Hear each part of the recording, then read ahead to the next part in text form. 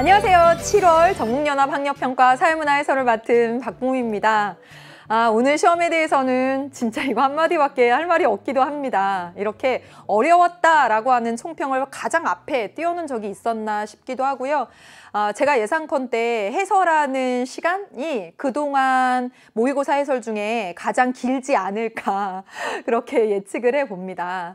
여러분들 30분 안에 이 문제 풀기에 진짜 빡빡했을 것 같고, 물론 기본 문제들 또 기본 개념에 관한 쉬운 문제 유형들도 있었지만 전반적으로 봤을 때는 굉장히 어려운 문제 유형들이 진짜 많았습니다. 표 문제뿐만 아니라 제가 좀 찝어보자면 14번 문제, 사회 계층론, 계급론에 관련된 문제도 보면 정답이 전혀 새롭게 좀 튀어나온 형태가 됐고요. 계급론, 계층론 다 표를 그렸어야 됐고, 물론 시간이 충분하다면 공부한 학생들 맞췄겠지만 시간에 쫓기다 보면 14번도 그랬고요. 17번 문제. 우리가 공식 조직, 그다음에 자발적 교사체, 비공식 조직해서 벤다이어그램으로 그리던 형태에 익숙해져 있기 때문에 새로운 사회 집단, 자발적 교사체, 공식 조직과 관련된 이 표가 아니라 그림이 나온 상황에서 뭔가 헷갈리는, 시간에 쫓기다 보면 더 헷갈리는 그런 문제가 됐을 수도 있고요. 그 다음에 18번 산업사회, 농업사회, 정보사회 비교하는 거 진짜 간단한 개념이었거든요. 그런데 산업사회, 농업사회, 정보사회 찾아내는 것, 이것도 역시 만만하지 않았습니다. 그래서 그냥 쉬웠다라고 하는 문제들도, 쉬운 개념들도 문제 유형이 상당히 어렵게 출제된 것, 그뿐만 아니라 이제 구체적으로 하나씩 보도록 할게요. 어떻게 어려웠는지. 일단 새 교육과정과 관련해서 교육과정 바뀌면서 새롭게 등장한 거 대표적으로 사회운동이었습니다. 그래서 사회운동 문제가 여러분 9번 문제가 출제가 되었죠. 그래서 근데 이게 함정에 빠져서 디귿, 리을을 골랐을 가능성이 매우 큽니다. 그래서 이 9번 문제 사회운동과 관련한 문제는 기존의 기출문제도 별로 없고, 그래서 이거 너무 틀려가지고 너무 아쉽다라고 생각하기보다는 아직 문제 유형이 어떻게 나오는지에 대해서 여러분이 확실하지 않기 때문이다라고 생각해 두시고, 수능 특강, 수능 완성 또는 만점 마무리, 파이널 실전 모의고사 이런 데서 사회운동과 관련된 이 문제들을 모아보면 그래도 꽤 이렇게 됩니다. 예, 한 10문제까지는 안 되지만 꽤 돼요. 그런 것들을 비교해서 보면서 문제 유형에 익숙해지는 노력이 필요하겠고, 10번 문제는 갑자기 난민 신청과 관련된 문제가 나왔어요. 이 난민 신청과 관련된 문제는 난민 신청 언제 배운 적도 없고 난민 문제 이런 것들은 배운 적도 없는데, 여러분 사회문화에서 중요한 사회 문제인데, 전 지구적 차원의 문제인데 개념을 가지고 외우거나 그럴 부분은 아닌 거, 인구 문제라든가 이렇게 난민 문제라든가 이런 문제와 관련해서는 표 형식으로 나올 수도 있구나라고 하는 걸 또 보여준 겁니다. 그래서 9번, 10번 문제 두 문제 모두 만만치 않았었습니다. 10번은 또 표 문제가 되니까. 그 다음에 자료 분석 문제가 참 많았습니다. 뭐 전체적으로 다 자료 분석 문제지만 제가 여기서 말씀드린 건 표와 관련된 것들입니다. 그래서 6번 문제는 여러분이 별로 좋아하지 않는 사회조사 과정과 관련해서 이 독립변수와 종속변수가, 종속변수가 여러분 지금 문제 보면서 하고 계시죠? 그래서 이 숫자로 통계 분석한 자료가 나와 있을 때 가설이 수용되었는지 또는 기각되었는지 이거 찾는 거 좀 쉽지 않다고 여러분들이 생각합니다. 이거는요, 재작년 평가원 기출부터 나오기 시작해서 올해의 만점 마무리나 파이널 시점 모의고사에 여러 문제 유형들이 있으니까 6번 문제도 연습해야 될 유형이 되고요. 10번은 방금 봤던 표 문제, 난민 문제와 관련돼서.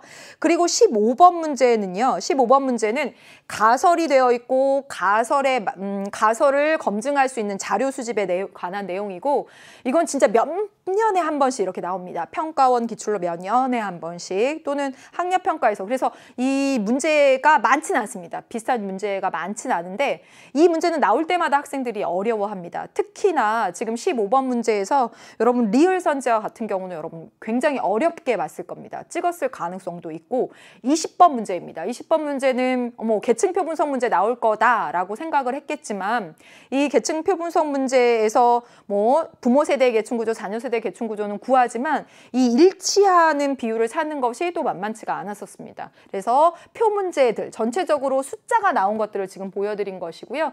전체적으로 숫자가 나오는 표 분석 형태의 자료 분석 문제가 참 많았다라고 하는 겁니다. 제가 좀 그래서 좀 희망을 드리자면 희망이라기 희망 또는 앞으로 여러분 공부할 방향을 제시해 드리자면 여러분 풀자마자 2번 문제도 어렵다고 했을 거거든요. 2번 문제의 관점 분명히 우리가 너무 잘 알고 있는 것인데 이것도 문제 형식이 새롭게 느껴졌을 수 있습니다. 그런데 이 문제 형식은 기존의 EBS 교재에서 나왔던 형식이에요. 1탈 이론과 관련해서 수능 특강에서 제가 기억하고 있습니다. 수능 특강에서 1탈 이론과 관련해서 이러한 문제 형식으로 나왔었거든요. 그래서 제가 명확히 기억하고 있기 때문에 이것도 풀 수 있었어요. 그래서 EBS 교재에 있는 문제를 그냥 한 번 하고 넘기지 마시고 제가 이렇게 새로운 문제가 나와도 이렇게 풀 수 있는 이유는 정말 이런 비슷한 문제 유형들을 보았고 그래서 접근하는 방법을 알기 때문입니다. 2번 문제도 그랬고 6번 문제 앞에 설명드린 사회조사과정 문제, 9번 문제 사회운동과 관련해서 EBS 교재에만 지금 기출문제가 있는 셈입니다. 그래서 9번 문제 사회운동에 관련된 거, 그리고 20번 문제 방금 제가 어렵다라고 말씀드렸는데 20번에 이 표 분석을 푸는 데 있어서 중간까지 가는 데 있어서는 만점 마무리 5회 20번 문제와 거의 비슷합니다. 네. 방정식 2개 세워서 했던 방식 만점 마무리 5회에서 풀었던 방식이거든요.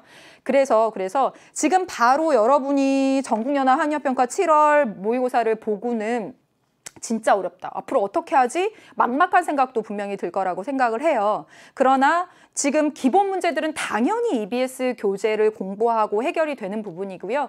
이렇게 어려운 문제들 있잖아요. 이렇게 어려운 문제도 그 유형을 EBS 교재에서 수능 특강, 수능 완성, 파이널 실전 모의고사, 만점 마무리 이런 데서 선보였던 것들입니다. 만약에 그 교재들을 여러 번 보시고 분명히 그때도 어려웠어요.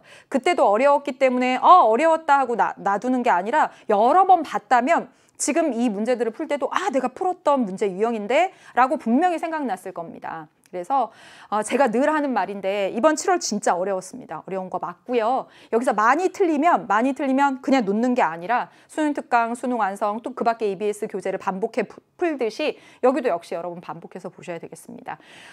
평가원 모의고사 6월 모의평가 이상으로 어려웠던 문제였는데 여러분 스트레스 많이 안 받으셨으면 좋겠습니다. 아직 시간 많이 남아 있고요. 지금부터 문제 적용 연습 정말 많이 해야 된다는 거 다시 한번 당부드립니다. 여러분 오늘 너무너무 고생 많으셨고요. 해설 강의 정말 집중해서 잘 봐주시길 부탁드리겠습니다. 저는 열심히 해설하러 가도록 하겠습니다.